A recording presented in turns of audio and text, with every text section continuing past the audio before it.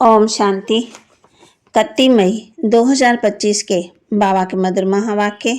बाबा कहे, मीठे बच्चे, जब तक जीना है तब तक पढ़ना है और पढ़ाना है। खुशी और पद का आधार है पढ़ाई। जब तक जीना है तब तक पढ़ना और पढ़ाना है। खुशी और पद का आधार है पढ़ाई। प्रश्न, सर्विस की सफलता के लिए मुख्य गुण कौन सा चाहिए? सर्विस की सफलता के लिए मुख्य गुण कौन सा चाहिए? तो बाबा कहते, सहनशीलता का। हर बात में सहनशील बनकर आपस में संगठन बनाकर सर्विस करो। भाषण आदि के प्रोग्राम लेकर आओ। मनुष्यों को नींद से जगाने के लिए अनेक प्रबंध निकलेंगे। जो तकदीरवान बनने वाले हैं वे पढ़ाई में भी रुचि से पढ़ेंगे, पढ़ाई पर ध्यान देंगे। वे पढ़ाई भी रुचि से पढ़ेंगे। गीत, हमें उन राहों पर चलना है जहाँ गिरना और संभलना है। ओम शांति।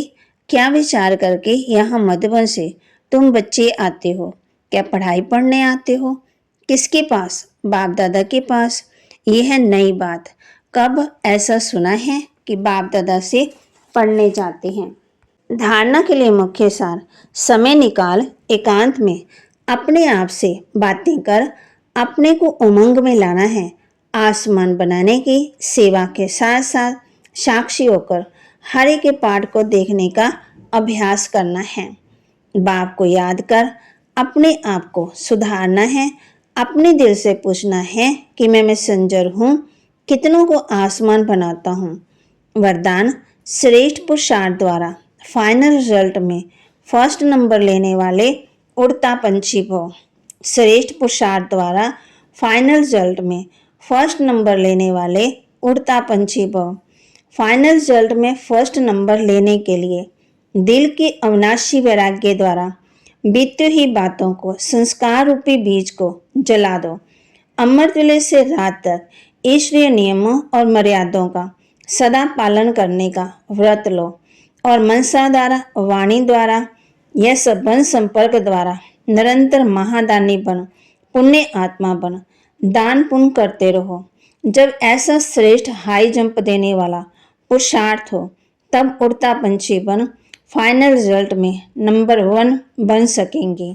स्लोगन, वृत्ति द्वारा वायुमंडल को पावरफुल बनाना है, यही लास्ट का पुरुषार्थ व सर्विस है। वृत्ति द्वारा वायुमंडल को पावरफुल बनाना है, यही लास्ट का पुरुषार्थ व सर्विस है। अव्यक्त इशारे, रूहानी रॉयल्टी और प्योरिटी की पर्सनैलिटी धारण करो। विशेष आत्मा व महान आत्माओं को देश व विश्व की पर्सनैलिटी कहते हैं।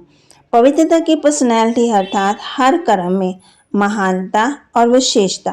रूहानी पर्सनैलिटी वाली आत्माएं अपनी एनर्जी, समय, संकल्प वेस्ट नहीं गवाते, सफल करते हैं। ऐसी पर्सनैलिटी वाले कभी भी छोटी छोटी बातों में अपने मन बुद्धि को बिजी नहीं रखते। तो बाबा कहते हैं, बाबा ने होमवर्क दिया है, बाप ने अथाह धन दिया है। तो इन बाबा कहते हैं, बाप क्या है? शांति का सागर है। दूसरे के पास ये वस्तु कैसे हो सकती है? तो बाबा ने ये भी हम बच्चों को बताया है कि बस पढ़ना और पढ़ाना है, ये अंत तक चलना है। स्टूडेंट लाइफ में कोई अंत तक पढ़ाई नहीं चलती, समय होता है।